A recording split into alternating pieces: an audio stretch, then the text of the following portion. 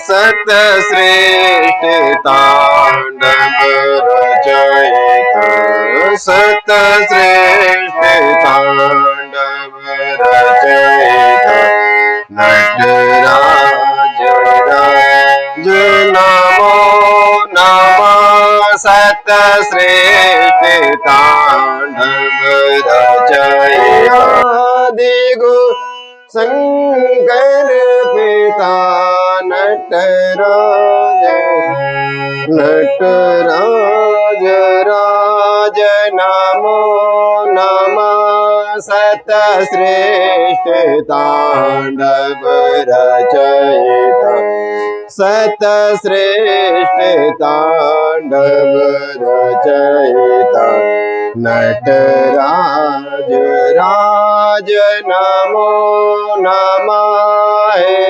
नटराज राज नमो नमः। हे आदि गुरु शंकर पिता, हे आदि गुरु शंकर पिता, नटराज राज नमो नमः। सत श्रेष्ठ तांडव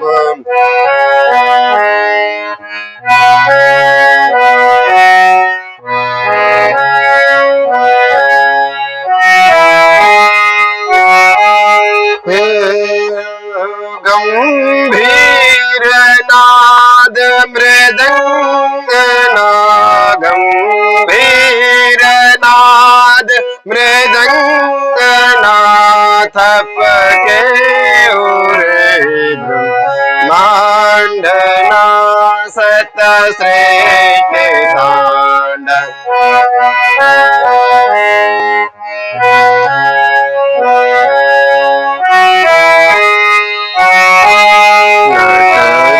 नटराज राज नमो नमः।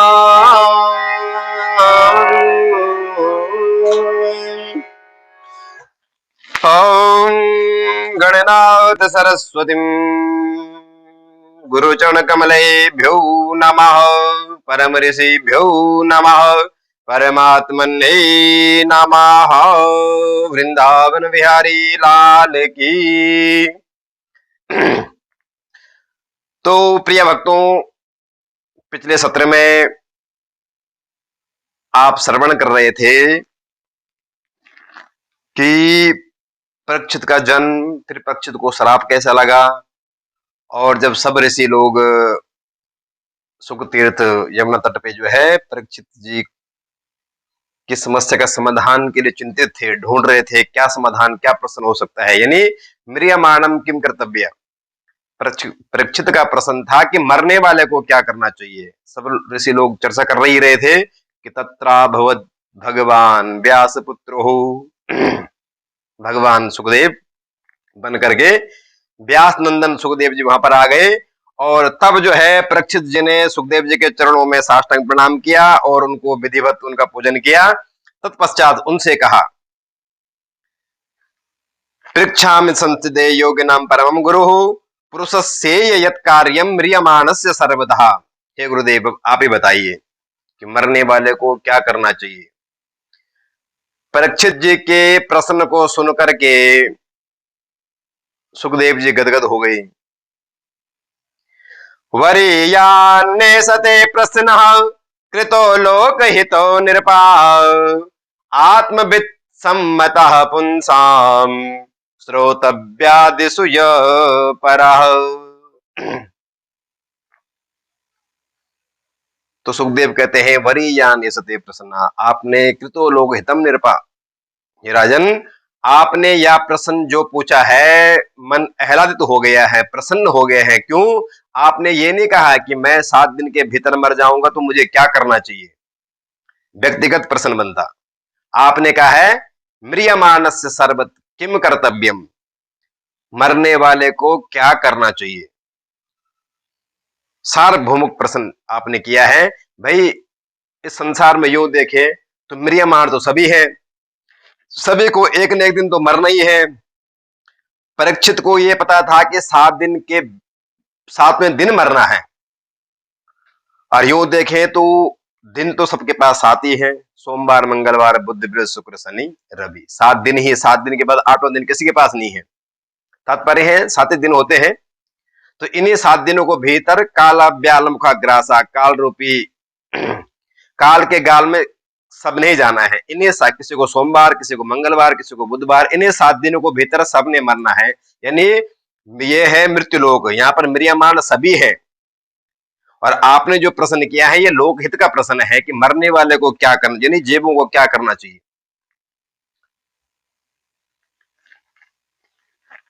प्राय लोग यही चिंता करते हैं कि कहीं मर न जाऊं, ये मृत्यु लोक है ही, सबको मरना है। और यदि मर भी गया तो फिर लोगों की चिंता ये होती है कि मेरे बाद क्या होगा, इनका क्या होगा, पुत्रों का क्या होगा, पुत्रों का क्या होगा, जायदाद का क्या होगा, संपत्ति का क्या होगा, नाना प्रकार के पूरा जीवन झोंक देते हैं कमाई कमाई कमाई कमाई कमाई करने पे। और यानी रात दिन उधर भरण या परिवार का पालन पोषण में लगे रहते हैं, विषयों को भोग में डूबे रहते हैं। निद्रया ह्रियते नक्तम व्यवायेन च व्यवायया दिवाचार्थे हया राजन कुटुंब भरणेन वह। दिन रात कुटुंब भरण में जीवन गंवा देते हैं, खपा देते हैं। कभी भी ये चिंता नहीं करनी है कि मरने वाले को क्या करना चाहिए। परीक्षित, आपने ये प्रश्न बड़ा उत्तम किया है। तो यदि जीवात्मा या प्राणी मृत्यु से मुक्त होना चाहता है, मरने से मुक्त होना चाहता है, अभयत्व की प्राप्ति चाहता है, तो सुखदेव जी कहते हैं, हे परीक्षित, 3 बातों का आपको अभ्यास करना चाहिए।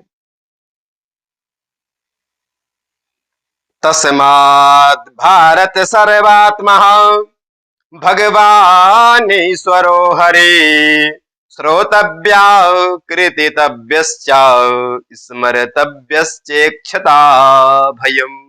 श्रोतव्या, स्मर्तव्या, कीर्तितव्यश्च, 3 बातों का अभ्यास करना चाहिए।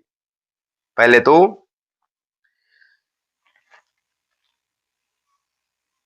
यदि मृत्यु से अभय होने चाहते हैं तो मृत्यु की देवता के शरण में जाना चाहिए, यानी माधव के शरण में जाना चाहिए।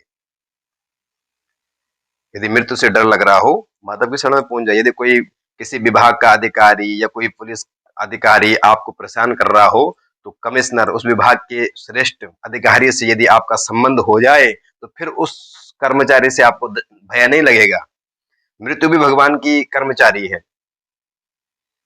इनसे भय लग रहा हो तो माधव से दोस्ती प्रगाढ़ कर दो, माधव को पहचानना शुरू कर दो, या माधव के शरण में जाना शुरू कर दो।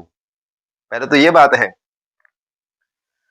मन को माधव के शरण में लगाओ। क्यों?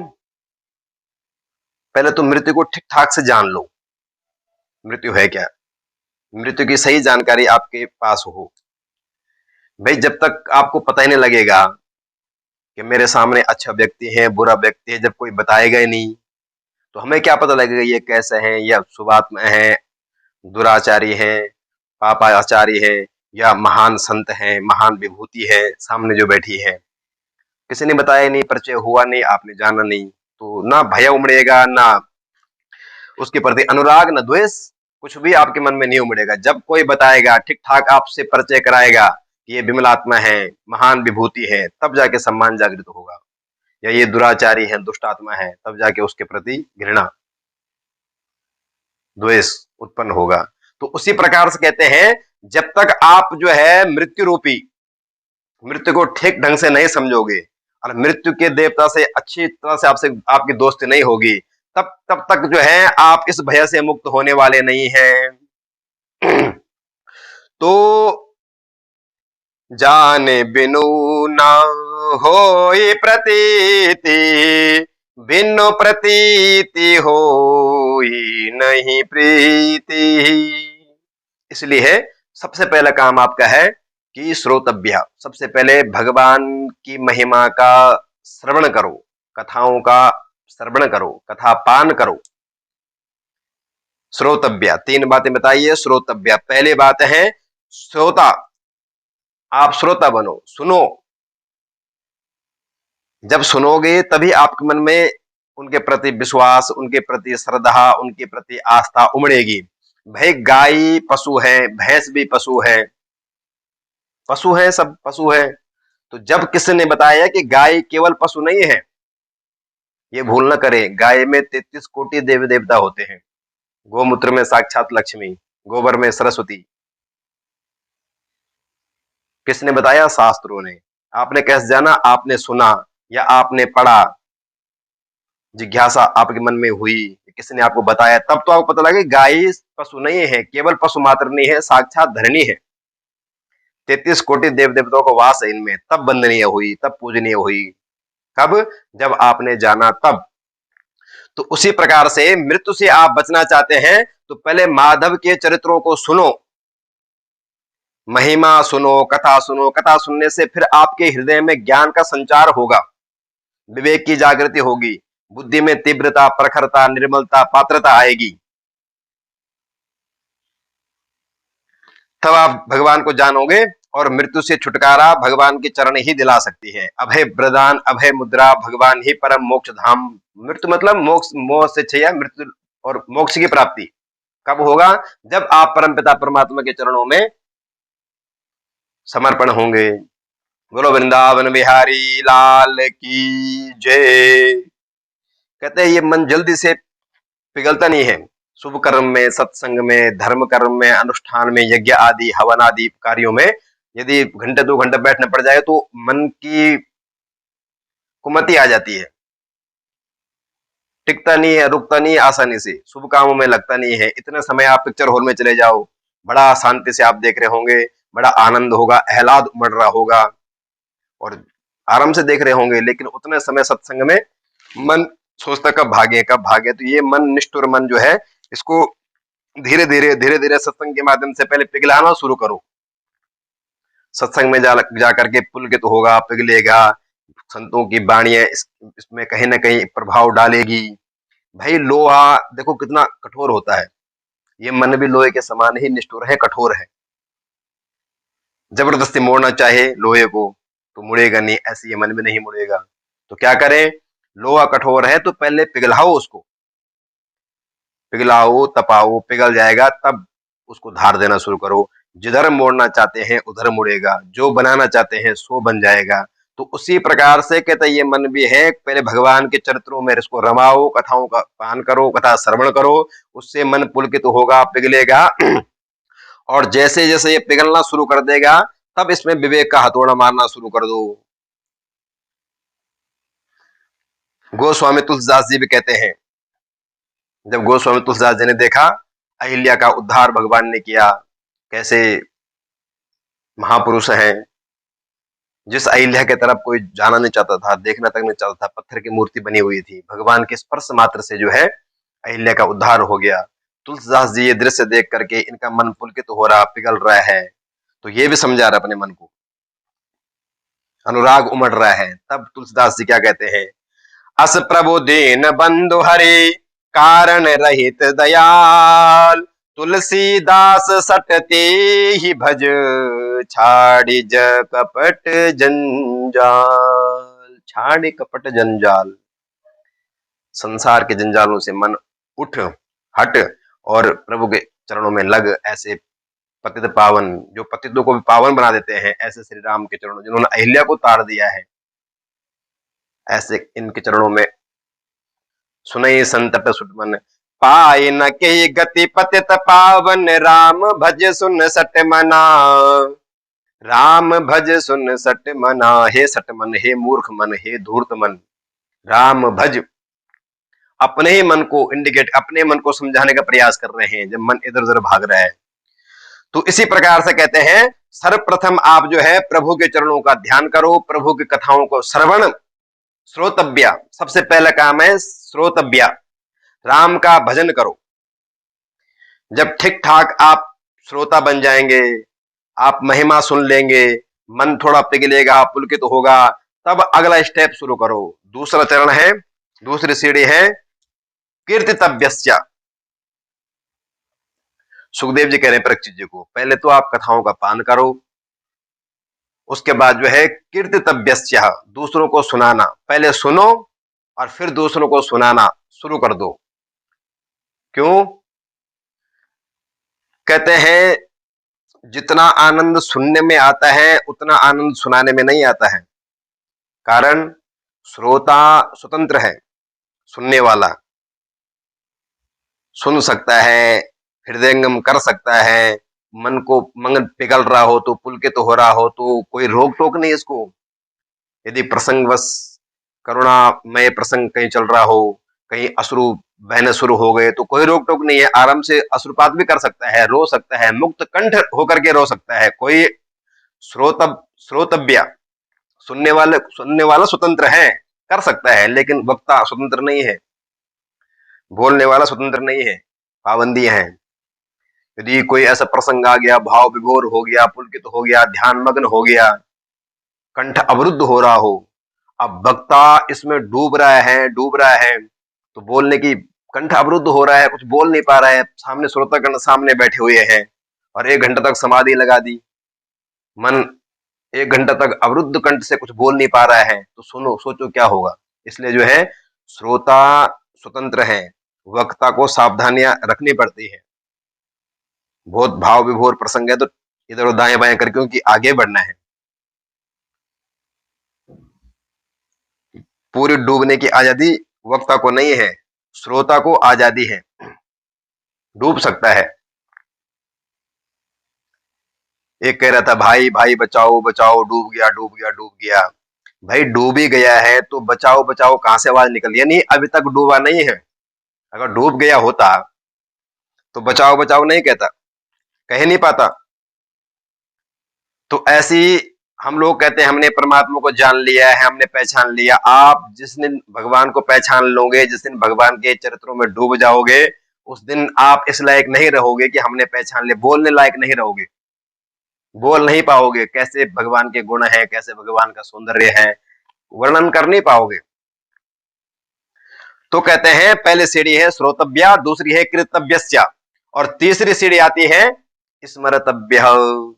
फिर चिंतन करो, भगवान के चिंतन में खो जाओ, चिंतन चित्त में चलता रहे। इस प्रकार से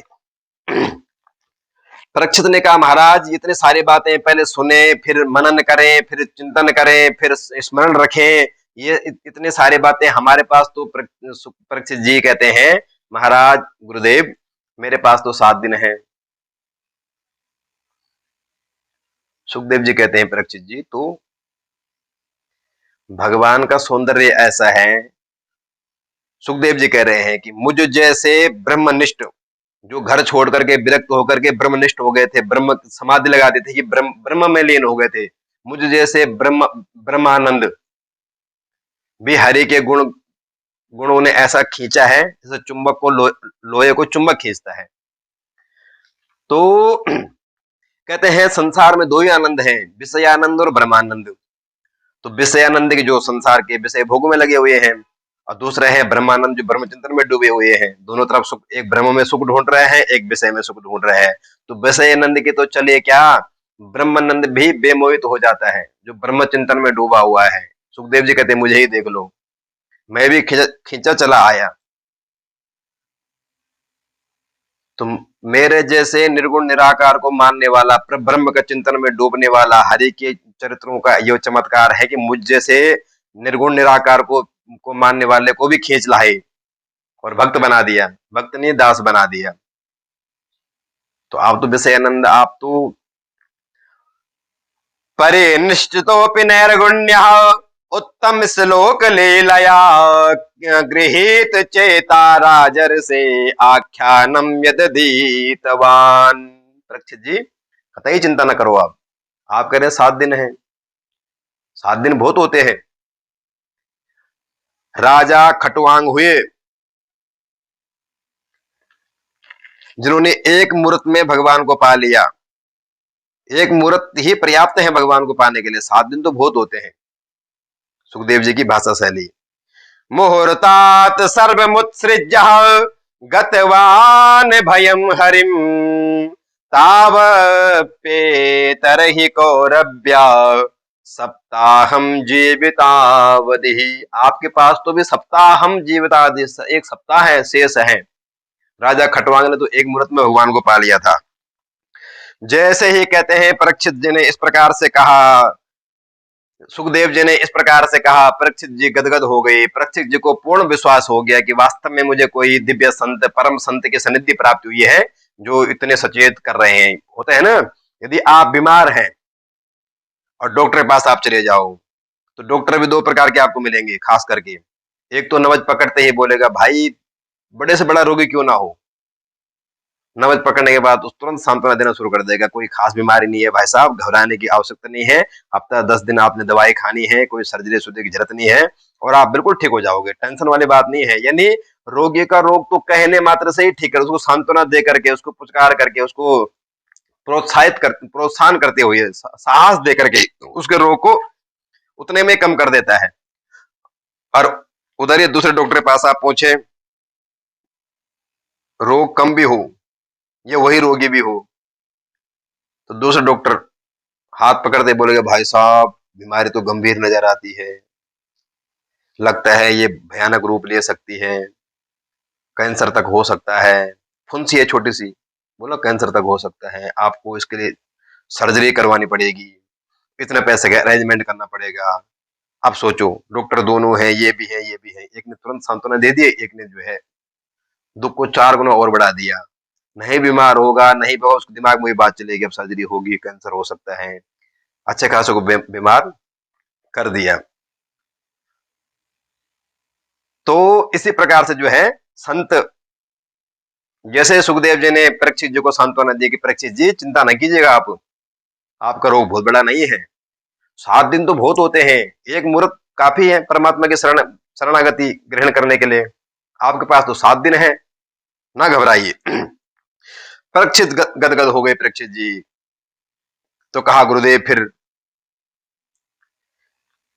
कैसे परमात्मा की सानिध्य प्राप्त करें, यानी भगवान का ध्यान फिर कैसे करें। परीक्षित का दूसरा प्रश्न शुरू हो गया कि भगवान का ध्यान कैसा करना चाहिए, किस प्रकार से भगवान का ध्यान होता है। अब सुखदेव जी कहते हैं परीक्षित जी, भगवान को पाने के लिए, भगवान को जानने के लिए पहले आपको 3 बातों का अभ्यास करना होगा। पहले तो 3 क्वेश्चन पहले रख दिए हैं, श्रोतव्या, कीर्तव्या, स्मृतव्या, इनको अपनाओ। उसके बाद 3 बातों का आपको पुनः अभ्यास करना होगा। कौन कौन से? कहते हैं जिता श्वासो जिता जितासनो जिता श्वासो जित संगो जितेन्द्रिया स्थूले भगवतो रूपे मना संधारये दिया।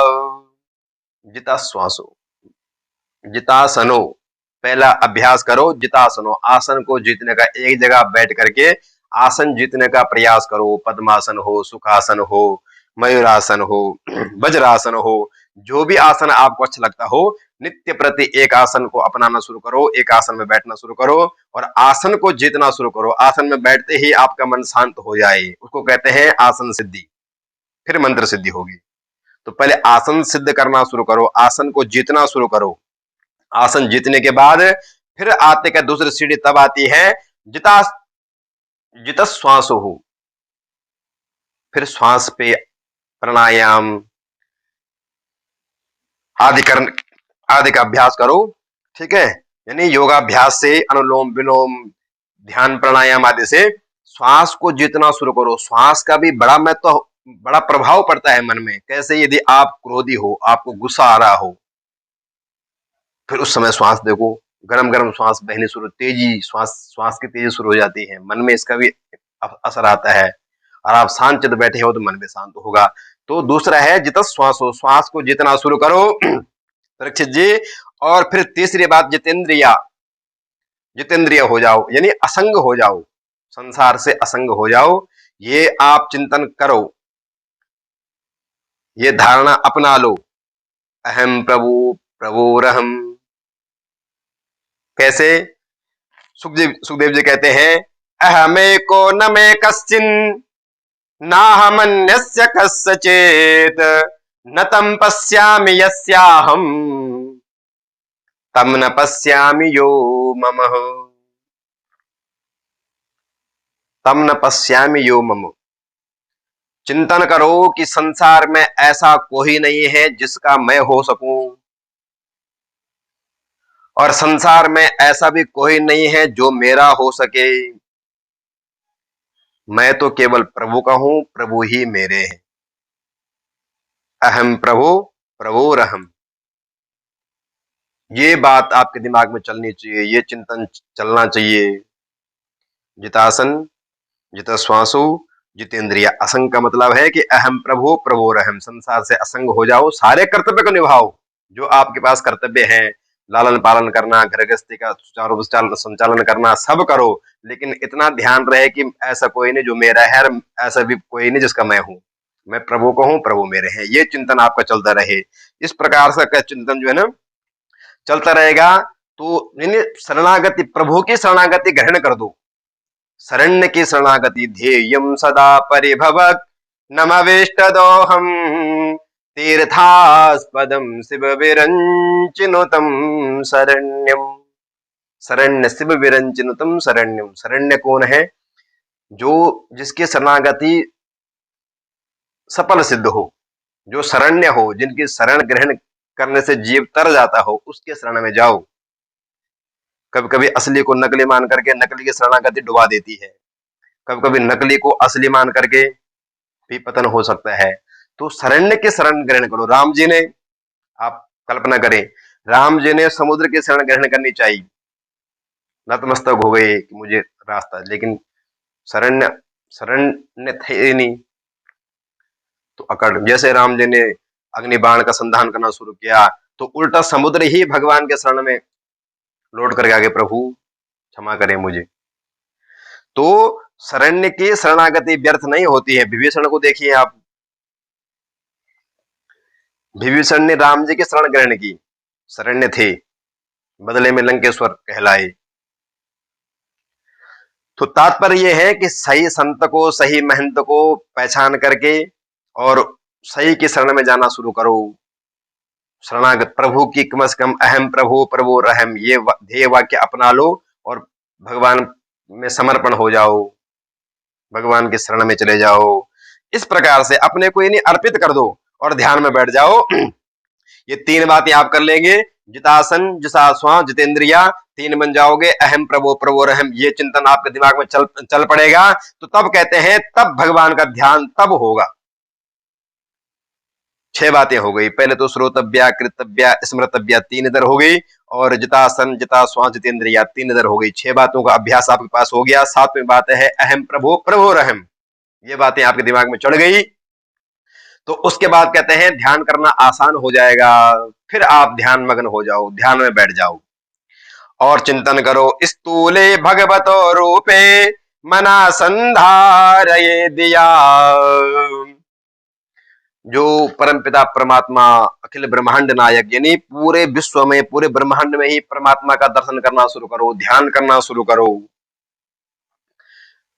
भगवान के सूक्ष्म रूप और स्थूल रूप, एक विराट रूप है, एक सूक्ष्म रूप है। सूक्ष्म रूप में भगवान हमारे घटघटवासी बन के बैठे हैं, लेकिन एक विराट रूप है, यानी 14 भुवनात्मक जो ब्रह्मांड है, यही भगवान का स्वरूप है। ये मानना शुरू करो। कैसे? कहते हैं मृत्युलोक यानी पृथ्वी लोक भगवान के कमर, पहले तो इतना मानो। उसके बाद जो है, जो पृथ्वी से नीचे के अतल बितल सुतल तितल रसातल तलातल महातल आदि जो है पाताल, ये जो 7 भुवन नीचे के हैं, ये भगवान के कमर से नीचे का भाग है। इस प्रकार से भगवान का ध्यान करना शुरू करो। भूर्भुवः स्वः महाजन तप सत्यर ओम, ये 7 भुवन ऊपर के हैं, ये भगवान के कमर के ऊपर के भाग हैं। तो पूरे 14 भुवनात्मक जो ये ब्रह्मांड है, इसी में भगवान को निहारो, यही भगवान का स्वरूप है। ऐसे पहले भगवान का ध्यान करना शुरू कर दो, और उसके बाद कहते हैं धीरे धीरे अभ्यास को बढ़ाओ। और जो भी आपको, जिससे आपका मन प्रसन्न होता हो, मन मुस्कुराना शुरू करता हो, जो भी सुंदरता हो, ये सुंदर जितने भी सुंदरता है, प्रकृति की सौंदर्य, जिससे आपको मन पुलकित प्रसन्न होता हो, यही भगवान की मुस्कान मानो, यही भगवान की मुस्कान है। ये जो नदियां बह रही है, भगवान की नस है, ये पर्वत श्रृंखलाएं हैं कठोर कठोर, ये भगवान की हड्डियां हैं।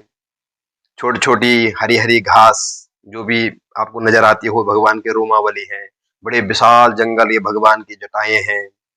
इस प्रकार से भगवान को निहारो, भगवान का ध्यान करो,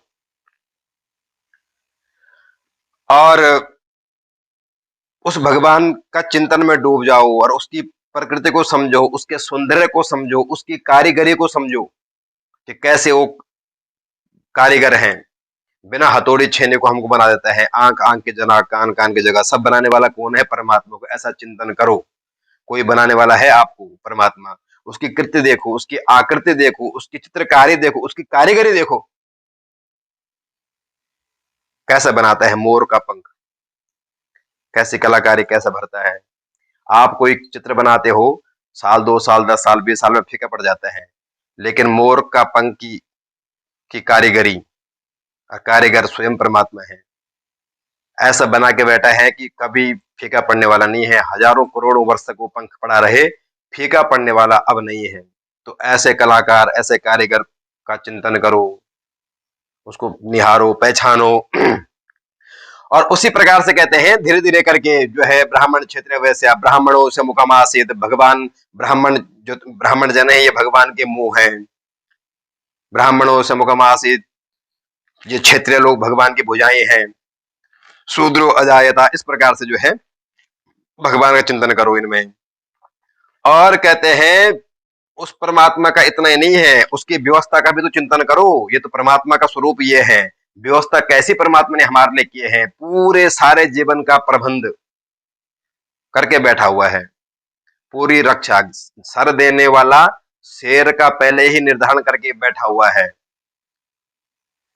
रहने के लिए क्या प्यारी प्यारी पहाड़ों में, पर्वतों, पर्वत श्रृंखलाओं के अंदर गुफाएं बना रखी है। कभी आप जाओ गुप्त गोदावरी गुफाओं देखने, चित्रकूट में हम भी गए हैं। लगता है ये कारीगरी कोई साधारण व्यक्ति कर ही नहीं सकता है, तो भगवान ने नेचुरल ढंग से गुफाओं का आपके लिए निर्माण किया है। भाई आपकी जरूरतें बढ़ गई हैं, आलीशान मकान के बिना आप रह नहीं सकते हैं, तो अलग बात है, अन्यथा रहने के लिए कोई आवश्यकता नहीं है, रहने के लिए गुफाएं पर्याप्त है। गुफाओं में रहो, खाने के प्रबंध देखो, बढ़िया से फलदार वृक्ष लगा दिए हैं, फल खाओ, गुफाओं में सो, और पीने के लिए झरनों का पानी, नदियों का पानी सब निःशुल्क है।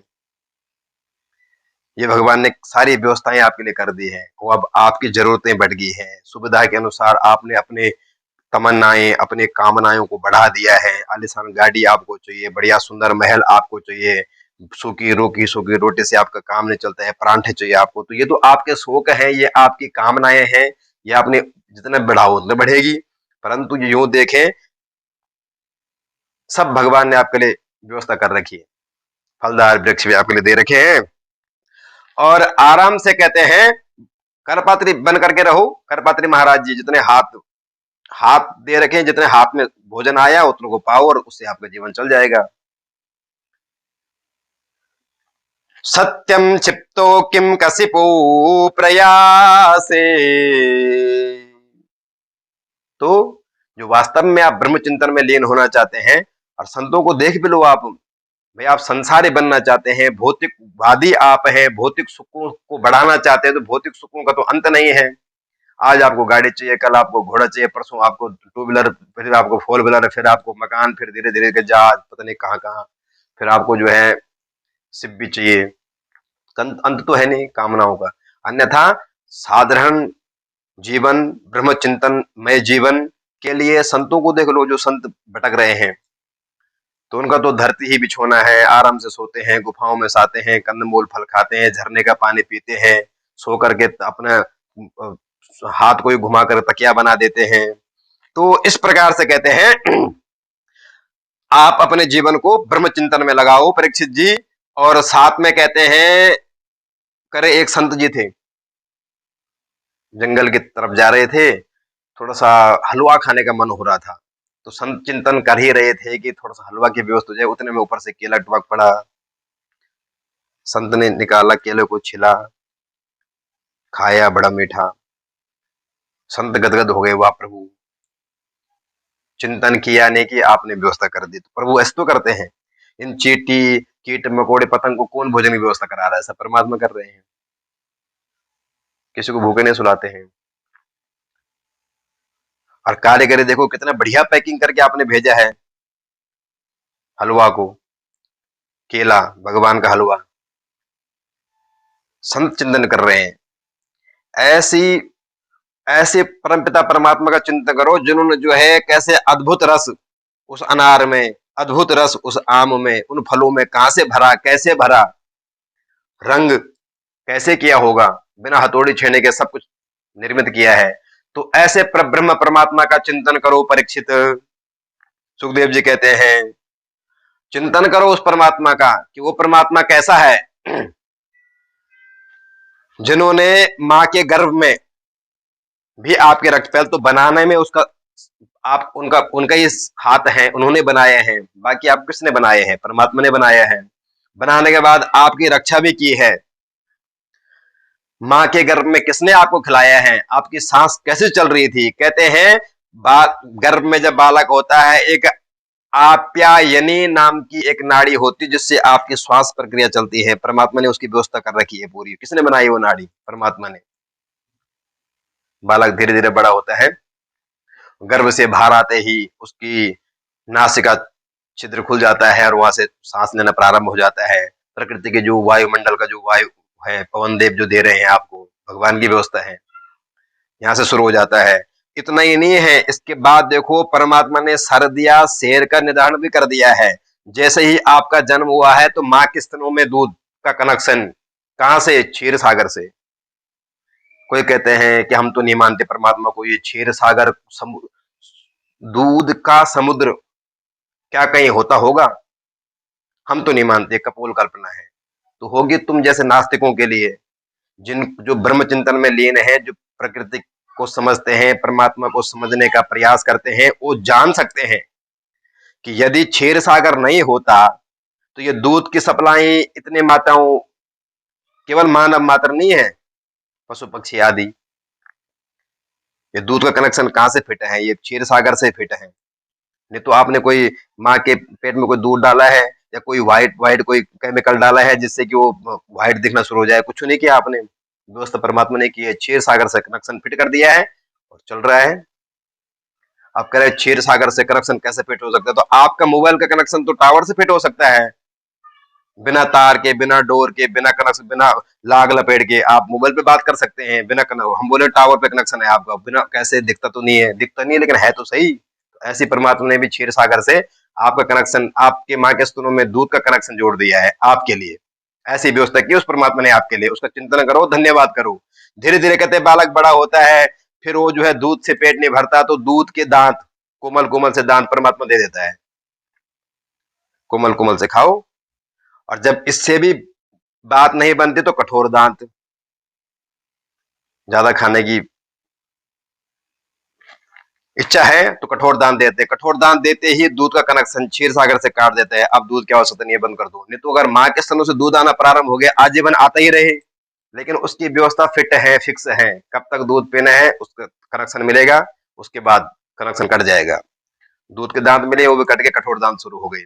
इसको अब चलो जीवन, आप कठोर खा रहे हैं, आप वो हाजमा आपका बिगड़ रहा है, इतना खा रहे हैं कि हाजमा वो हजम नहीं हो पा रहा है। तो भगवान धीरे धीरे दांत भी तोड़ना शुरू कर देता है, कठोर दांत भी तोड़ना शुरू कर देता है कि अब बहुत हो गया संसार में, खा पी लिए जितना खाना था कठोर, अब सत्तू खाओ, एकांतवास अपनाओ और भजन करो। दांत भी निकाल देता है, लेकिन हम सुनते कहाँ, मानते कहाँ, नहीं नकले लगाएंगे, खाएंगे वही कठोर। वो आपकी इच्छा है, लेकिन परमात्मा ने पूरा सिस्टम बना करके, पूरा एक अच्छा सा जीवन व्यवस्था, जीवन पद्धति आपके लिए फिट की हुई है। तो उस परम पिता का, परमात्मा का चिंतन करो, उसकी कृति का अनुभव करो। वो नियंत्रण करता है संसार का, कैसा नियंत्रण करता होगा? यदि उसके अंडर में, भगवान कहते हुए मत भयात सूर्य तपति इंद्रो बरसति मत भयात, मेरे भय से सूर्य चल रहा है, इंद्र वर्षा करता है, सब मेरे भय के कारण मैं सबको नियंत्रण कर रहा हूं। अगर ऐसा नहीं होता तो सूर्य जुलाई के महीने में थोड़ा और नीचे खिसक गया होता, टेम्परेचर 50 तो पहले ही है, थोड़ा और नीचे आ गया होता तो हम तो जल ही जाते। संसार तो प्राय भस्म हो जाता है, लेकिन नियंत्रण में किसके है? परमात्मा। सूर्य की हिम्मत नहीं उसे नीचे आ जाए, हिम्मत अपने नियम पे चल रहा है, परमात्मा उसको नियंत्रण करके रखे हुए हैं। ये असंख्य तारों का समूह कहीं आपस में टकर बकर करके कुछ गड़बड़ आज तक नहीं हुई।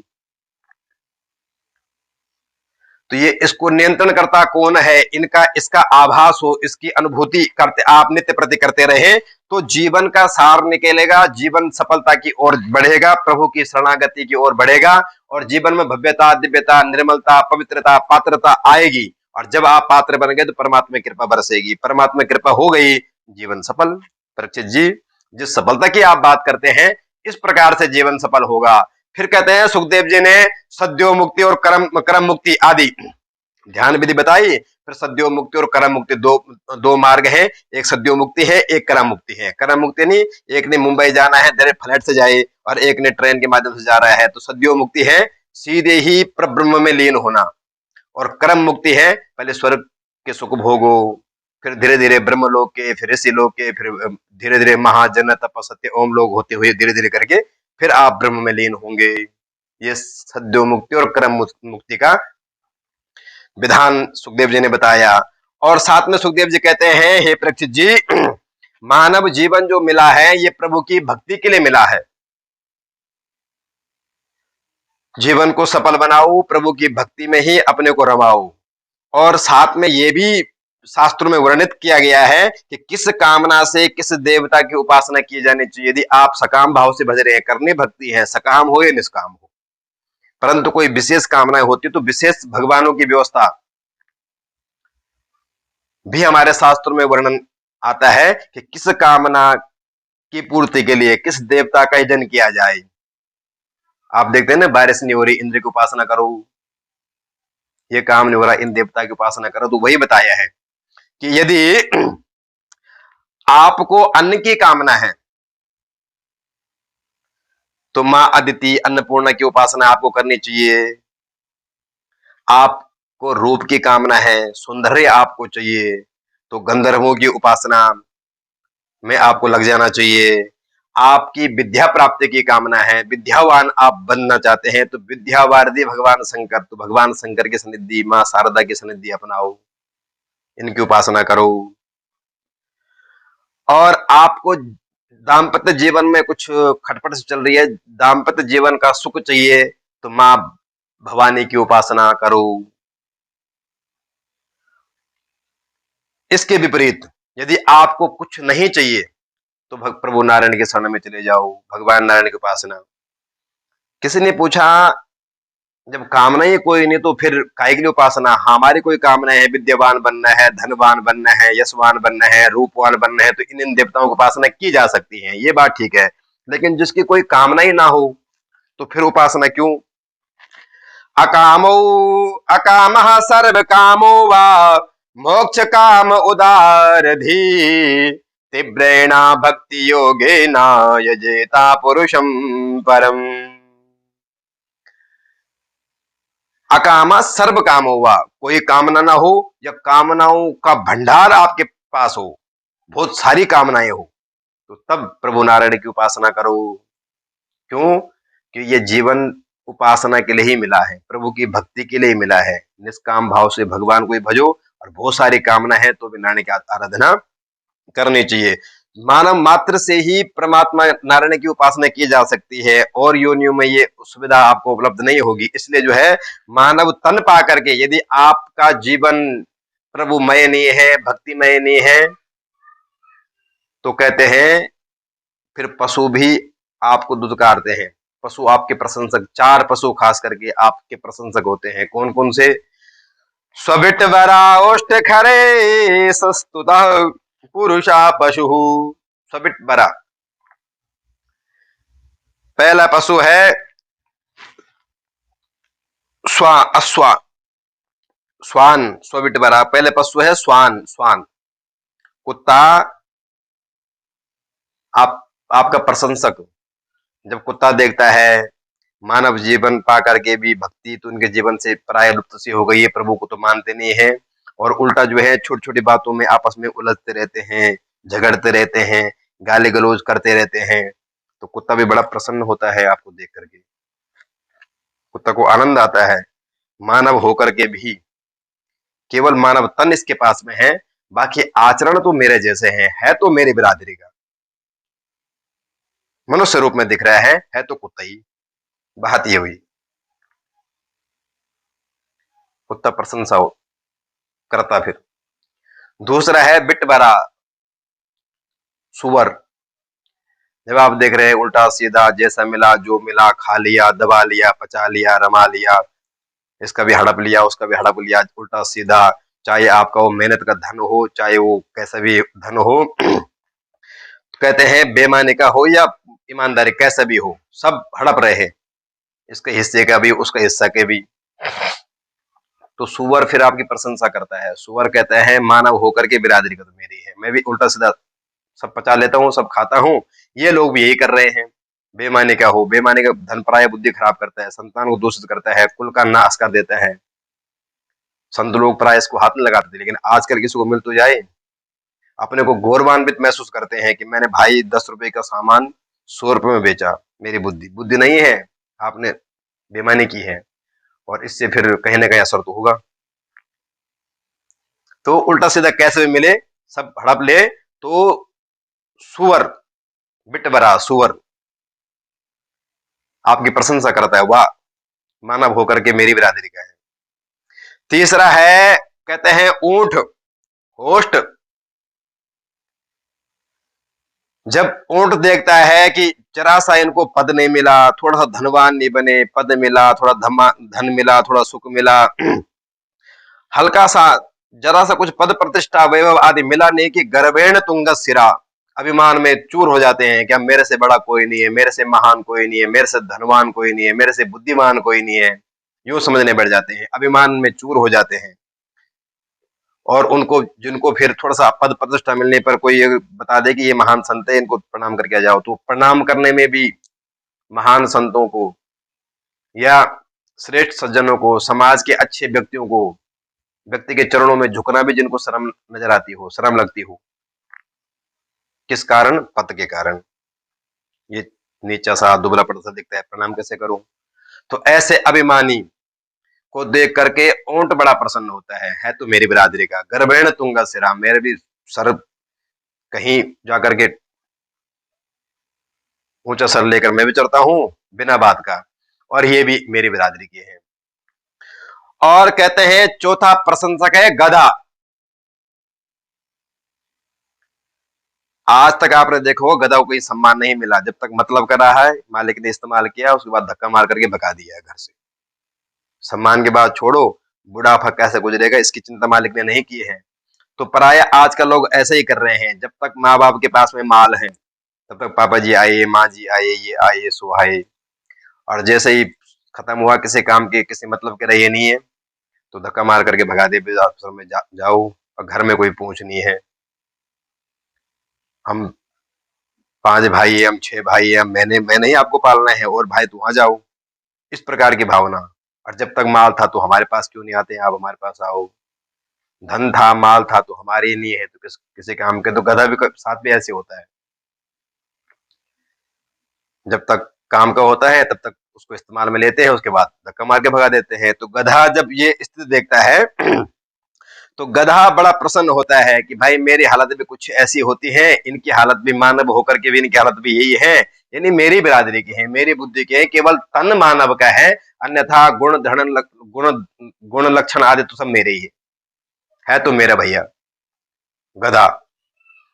और हम तुम किसी को बोलो गधा तो बड़ा बुरा लगेगा, और जब आचरण देखो गधा जैसे तो तब नेचुरल सी बात है। तो तात्पर्य ये हुआ, इसलिए कहते हैं संत दरिया बाबा जी महाराज भी कहते हैं, राम नाम नहीं हृदय धरा, जैसा पशुआ वैसा नरा, पशुआ आवे पशुआ खावे, पशुआ रहे पशुआ गाए, नर पशु उद्यम करके खाए, पशुआ जंगल चरी आए। इतना फर्क है कि नर पशु थोड़ा उद्यम करता है, अपनी बुद्धि को अच्छे या बुरे मार्ग में लगाता है, दौड़ाता है, लेकिन पशु जंगल चर आ जाते हैं। राम नाम जाना नहीं माही, जन्म गया पशुआ की नाही, बिल्लेवतो रुक्रम विक्रमान ये न शृण्वता कर्णपुटे नरस्यः जिह्वा सतीदार दुरिके वसुतः न चोपगायन्त्यरुगायगाथाः। सब जीवन व्यर्थ कर देते हैं पशुओं के समान जो जीवन को जी रहे हैं, तो चार पशु उसकी प्रशंसा करते हैं। परीक्षित जी के समझ में ठीक ठाक आ गया। अब परीक्षित जी ने एक प्रश्न किया कि महाराज गुरुदेव, आपकी बातें समझ में तो बहुत अच्छी आ रही हैं, अब एक प्रश्न मेरे मन में और उठ रहा है। सुखदेव जी ने कहा बताइए। परीक्षित जी कहते हैं कि विचित्र संसार की रचना भगवान कैसे करते हैं, कैसे संसार को बनाते हैं परमात्मा। ये कारीगरी न स्वयं आते हैं, न छेनी हथौड़ी लेके सामने दिखते हैं, न दिखते हैं, छुप करके सब कुछ कर देते हैं। तो ये विचित्र संसार भगवान बनाते कैसे हैं। अब कहते हैं सुखदेव जी ने अब भगवान का ध्यान करना शुरू किया। अब तक तो जो प्रश्न चल रहे थे कि ध्यान कैसे करना, पूजा कैसे करनी है, भगवान को कैसे मानना, कैसे भक्ति करनी है, तो सुखदेव जी ने सारे उत्तर दे दिए। लेकिन जैसे ही कहा कि संसार की रचना कैसी, तो सुखदेव भी जान गए। सुखदेव जी ने भी सोचा कि बिना भगवान कृपा से इसका वर्णन मैं भी नहीं कर सकता। तो सुखदेव जी ने सबसे पहले भगवान का ध्यान किया और तत्पश्चात इस प्रश्न का उत्तर देना शुरू किया। तो आइए हम भी ध्यान करें।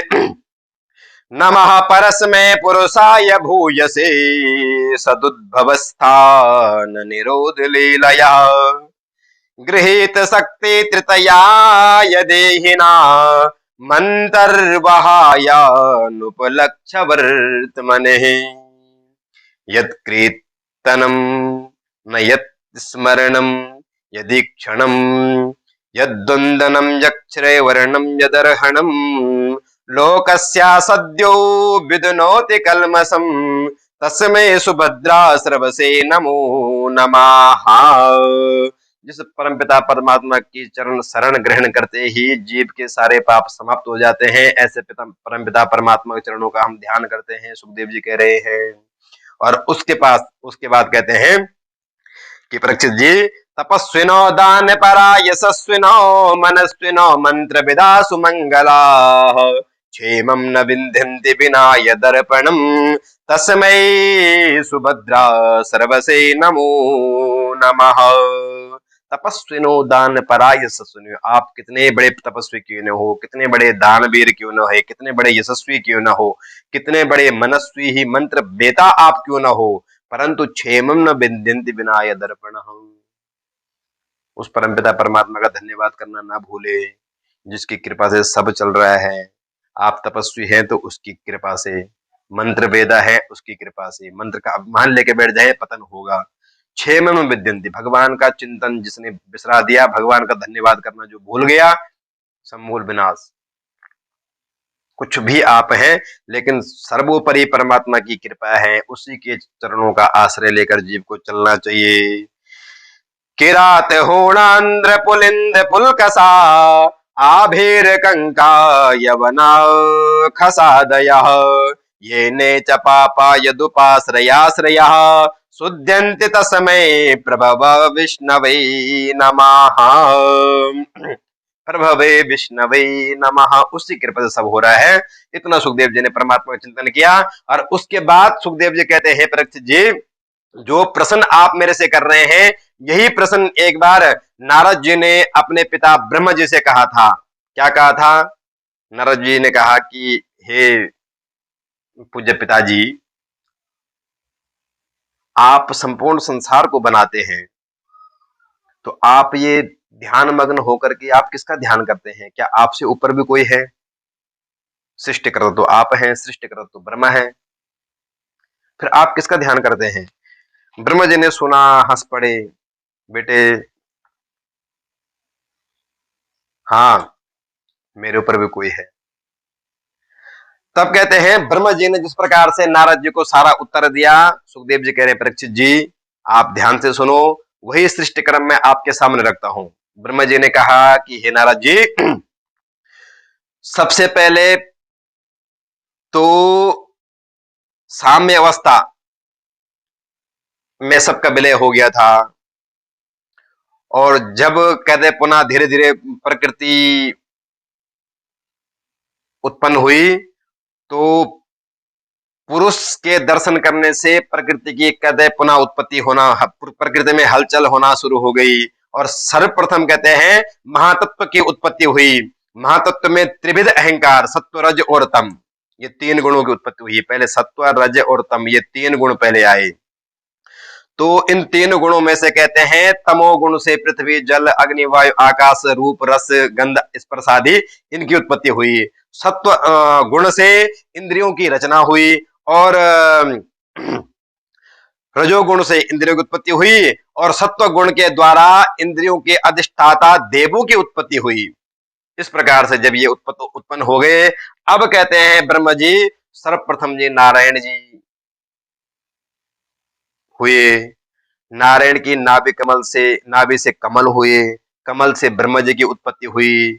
ब्रह्म जी कहते हैं हे नारद जी, जब मैंने देखा चारों तरफ, मैंने कोई नजर नहीं आया, चारों तरफ मुंह घुमाए तो मेरे ही चार मुंह हो गए। जब मुझे कुछ दिखाई नहीं दिया तो मैंने कहा को हम, मैं कौन हूं। तब कहते हैं मेरे कान में, ब्रह्म जी कहते हैं मेरे कान में ता और दूसरा शब्द है पा, तप, ये सुनाई दिया। तप तप तप करो। तो मैं तपस्या में लीन हो गया। घनघोर तपस्या ब्रह्म जी कहते हैं मैंने की है, और उस तपस्या के परिणाम से मेरे हृदय से ही भगवान की वाणी उत्पन्न होने लगी। भगवान ने चतुश्लोकी के रूप में मेरे हृदय से मुझे भगवान की वाणी सुनाई दी। और वो वाणी दिव्य वाणी थी चतुश्लोकी भागवत। ज्ञानम परम गुह्यम ते यद् ज्ञान समन्विता सरस्यम तदंगम चाग्रहाणा गदितम मया अहमेवा समेवाग्रहे नान्यत् सत्परम पश्चादहम यदेतश्चा यो वसिष्येयसोऽस्म्यहम्।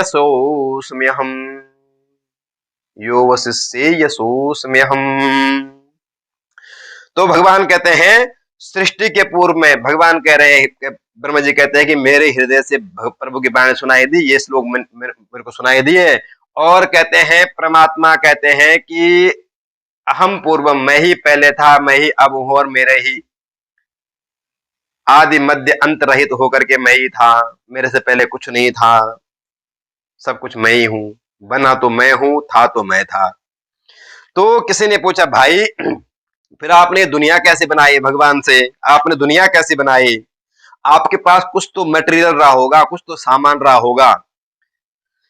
भाई कुम्हार के पास मिट्टी रहेगी तब तो उसने चाहे सकोरा बनाए, चाहे चिलम बनाए, चाहे सुरही बनाए, चाहे मटके बनाए, कुछ भी बनाए, लेकिन उसके पास कहीं ना तो उपादान कारण तो था। ज्वेलर ने ज्वेलरी बनाई, लेकिन उसके पास कुछ धातु, सोना तो था, सोने था तो तब उस, चाहे वो नथ बना रहा, चाहे वो अंगूठी बना रहा, चाहे वो उसका कुछ बनाए, वस्तु कुछ भी बनाए, लेकिन कुछ तो वस्तु तो थी, उपादान कारण कुछ तो रहा होगा। भगवान कहते हैं हाँ सबके पास रहा हो, लेकिन मेरे पास कुछ नहीं था। मैं ही निमित्त कारण हूं, मैं ही उपादान कारण हूं। प्रभु ये कैसे संभव हो सकता है? वो सब कोई प्रमाण है? तो कहते हैं, भगवान कहते हैं हाँ, मोर के पंख, मकड़ी का जाला, मकड़ी से ही उत्पन्न हुआ, बनाने वाला भी मकड़ी, उत्पन्न भी मकड़ी से हुआ। तो उसी प्रकार से भगवान कहते हैं मैं ही बना हूं, मैंने ही बनाया है, इससे पहले कुछ नहीं था। सिया राम मैं सब जग जानी, करहूं प्रणाम जोरी जुग पानी। सिया राम मैं सब जग जानी, संपूर्ण जगत सिया राम यानी मैं ही था। राम ही राम, तुझ में राम, मुझ में राम, अणु में राम, परमाणु में राम, कण में राम। सर्वत्र परमात्मा कहता है मेरे से पहले कुछ नहीं था, जो था सो मैं हूं, जो हूं सो मैं हूं। भले व्यवहार की दृष्टि से, व्यवहार दृष्टि से अलग अलग प्रतीत होता हो, ये सकोरा है, ये कुल्लड़ है, ये सुरही है, ये दीपक है, लेकिन तत्व तो एक ही है। किसके हैं? मिट्टी के हैं। उसी प्रकार से कहते हैं नाम रूप भले अलग अलग हो, ब्रह्म जी कहते हैं भले नाम रूप अलग अलग हो, ये स्त्री है, ये पुरुष है, ये कुत्ता है, ये बिल्ली है, ये चूहा है, ये शेर है, लेकिन है तो सब परमात्मा ने की कारीगरी, परमात्मा ने ही बनाया, परमात्मा में ही लय होंगे। तत्व सब में एक ही है, नाम रूप भले भिन्न हो। कहते हैं एक महात्मा किसी गांव के सामने से निकल रहे थे, अचानक इन्होंने देखा कि बच्चे एक घर में बच्चे अंदर से झगड़ रहे हैं और चिल्लाने की आवाज आ रही है। एक बच्चा कहता है मैं शेर खाऊंगा, दूसरा कह रहा है मैं हाथी खाऊंगा, तीसरा कह रहा है मैं घोड़ा खाऊंगा। महात्मा आश्चर्यचकित हो गए, इस गांव के बच्चे इतने बलशाली, ये हाथी घोड़ा खा जाते हैं। महात्मा और करीब गए और पूछे भाई बच्चों, आप कहते मैं हाथी खाऊंगा, घोड़ा आप कैसे खा जाते हो? तब बच्चों ने महात्मा जी को दिखाया है कि ये हाथी मैं खाऊंगा, ये घोड़ा मैं खाऊंगा। महात्मा जी आश्चर्यचकित रहते, ओहो, शक्कर के बने हुए, शक्कर का हाथी, शक्कर का घोड़ा, शक्कर का। महात्मा जी आश्चर्यचकित। तो उसी प्रकार से कहते हैं चाहे हाथी कहो, चाहे घोड़ा कहो, चाहे हाथी खाओ, चाहे घोड़ा खाओ, वस्तु तो एक ही है, शक्कर, खाना तो शक्कर है। उसी प्रकार से स्त्री कहो, पुरुष कहो, ये कहो, सो कहो, है तो वस्तु तत्व सब में जीव है, सब में परमात्मा का वास है। तो कहते हैं इस प्रकार से भगवान कहते हैं मेरे से पहले कुछ नहीं था, मैंने सब बनाया है, मैं ही सब बना हूं। और अब कहते हैं भगवान ये तो रहा मेरा स्वरूप।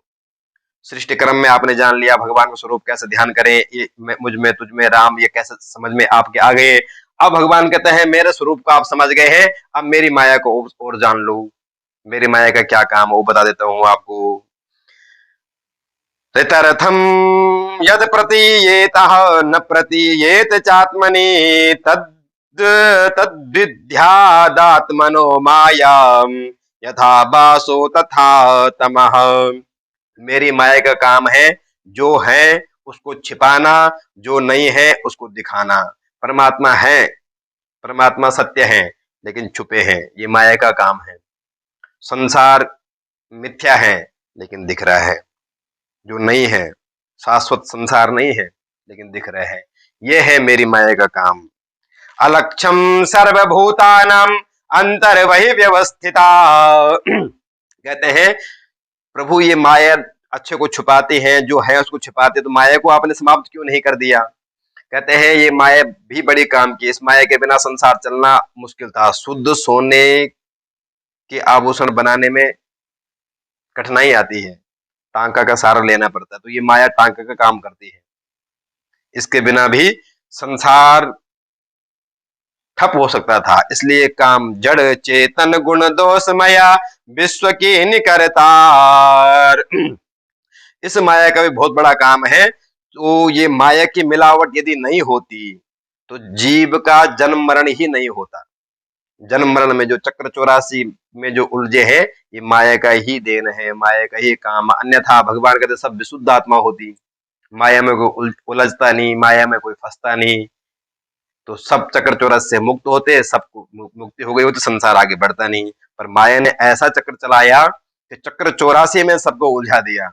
कोई बिरला होगा जो इस माया से पार पा सका है, माया को समझ सका है, विरक्त होकर कंदराओं में तपस्या करने बैठ गया। अन्यथा सब तो ये समझते हैं कि संसार है, ये बच्चे हैं, ये माँ है, ये बाप है, ये चाचा है, ये ताऊ है, ये हमारा है, ये उसका है। ये माया का काम है, मेरा मेरा मैं करते हुए मैं और मोर दूरते माया।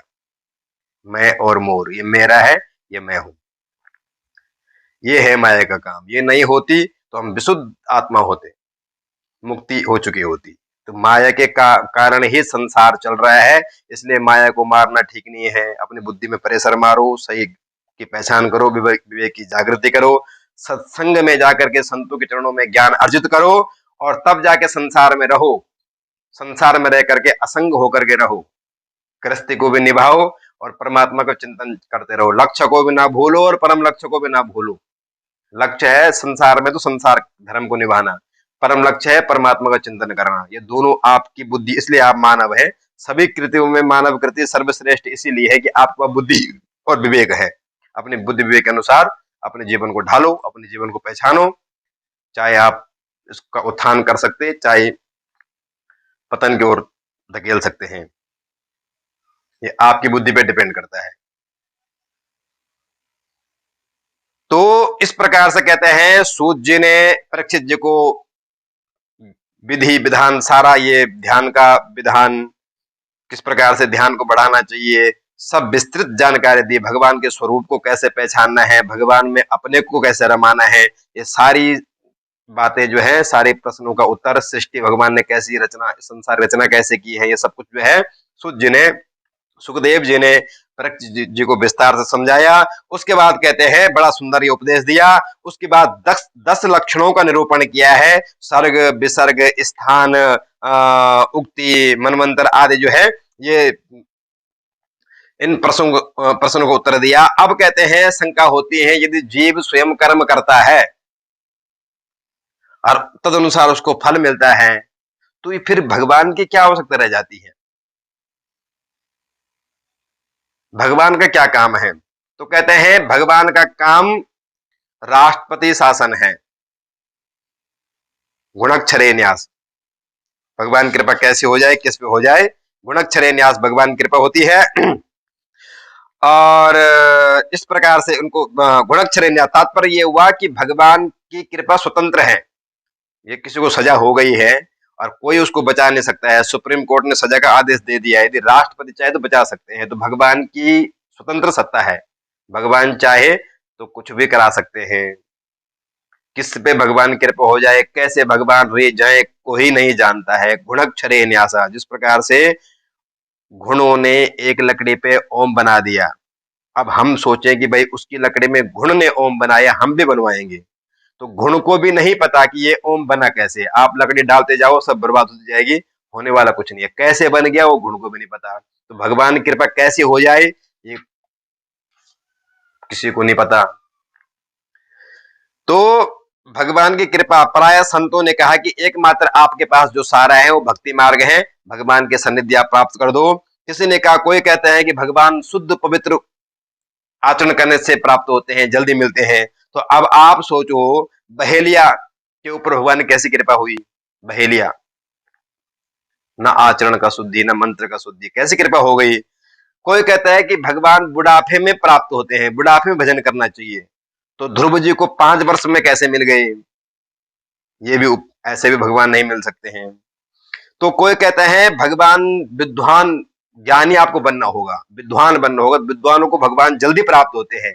तो अब आप सोचो कि उस गजेंद्र को भगवान कैसे प्राप्त हो गए। गजेंद्र ने किस स्कूल में डिग्री प्राप्त की थी, क्या पढ़ा था, कौन सी विद्वता हासिल की थी, ये बात भी मान्य नहीं है।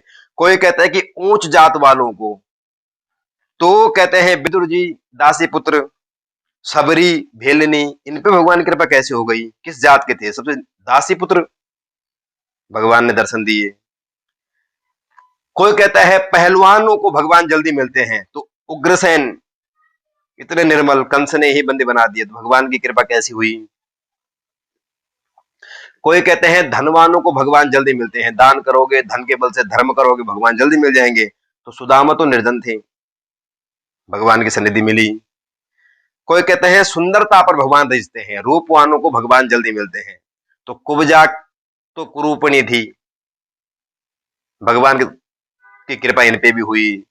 तो तात्पर्य यह है, इदमिथ्यम नहीं कहा जा सकता है कि भगवान की कृपा कैसे हो, गुणक्षरे न्यासा, किस पे कैसे रे जाए कोई पता नहीं है। एक सखी सिया संग बिहाई, सीता जी कहते हैं घर में बैठी हुई थी राम जी की प्रतीक्षा में, और एक सखी घूमने के लिए निकल पड़ी बागीचे में। तो राम जी पहले उस सखी को मिले जो बागीचे में घूमने निकले थी। यदि पूजा करने से भगवान मिलते, पहले मिलते हैं, तो सीता जी को पहले मिलने चाहिए थे, सखियों को पहले मिले। विश्वामित्र जी कहते हैं घर छोड़ करके जंगल की ओर निकल पड़े, परमात्मा मिलेंगे, तब भी नहीं मिल पाए, और दशरथ जी के यहाँ स्वयं प्रकट हो गए, दशरथ जी घर में ही बैठे, भगवान मिल गए।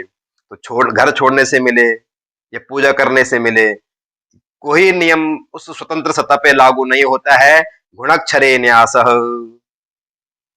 कैसे बन जाए, किस गुण पे वो दया निधि, कैसे रिझ जाए, कैसे खींच जाए, कैसे दया कर दे, किस गुण पे कुछ कहा नहीं जा सकता है।